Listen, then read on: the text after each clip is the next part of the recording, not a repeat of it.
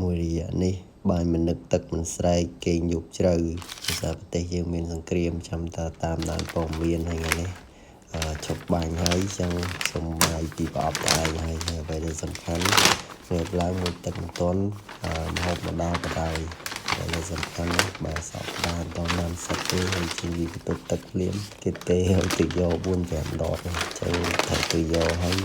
សក់ក្បាលក៏អត់តដែរឥឡូវឃ្លានដែរហើយចឹងដាក់ពីប្រអប់តែឯងហ្នឹងនេះសុំពីប្រអប់តែឯងដោយសារតែបាទគេថាដូចជាជប់លៀងដែរដោយសារតែឥឡូវនេះចាំមិនឈប់បាញ់ហើយការចរចាថាឈប់បាញ់ហើយម៉ោង 12 ហើយឥឡូវនេះក៏រៀងស្ងប់ស្ងាត់ដែរសភាពការនៅពេលដែលខ្ញុំបាយថ្ងៃថងនេះខ្ញុំសូមដាក់ឲ្យណានៃម្ដងមើលអ្វីសំខាន់រសជាតិអែមហើយខ្ញុំចូលចិត្តchicken ហើយនឹងចឹងចំណីជ្រូកគឺឆ្ងាញ់